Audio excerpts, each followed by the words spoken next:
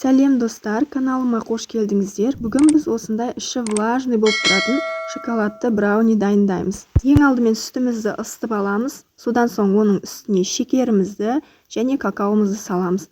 Сөйтіп ыстық сүтімізде ерігенше осылай араластырамыз. Мен пирогқа кеткен құрамды төмендегі описание бөліміне қалдырдым.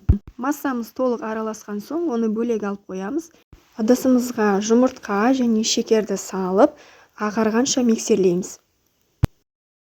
Мен шамамен 3-4 минуттай миксерледім.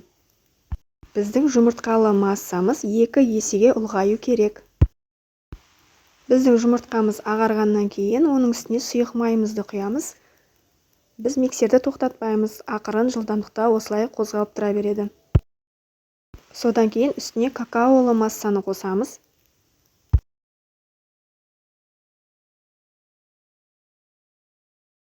Мен құрғақ қоспаларымды, яғни жұмыртқа мен қамыр қопсытқышымды бөлек ыдыста араластырып алдым. Енді жұмыртқалы массамызға осылай бір қасықтан салып отырамын. Барлығын бірден салып жіберуге болмайды, себебі біздің қамырымыз көтерілмей қалуы мүмкін. Міне біздің қамырымыз дайын. Мен 4 бұрышты формаға астына пергамент қағазын төсеп, осы массамызды құйдым және қызып тұрған 150 градустағы пеште 35-40 минуттай пісіріп аламыз. Мен бетіне осылай жаңғақ себе салдым. Сеппесеңіздер де болады. Біздің пирогымыз пісіп шықты.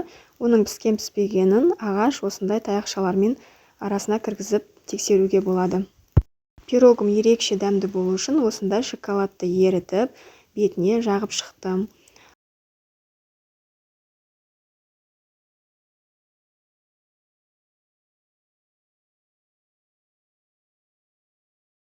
Және әсемдігі үшін осындай фисташка ұнын себе салдым.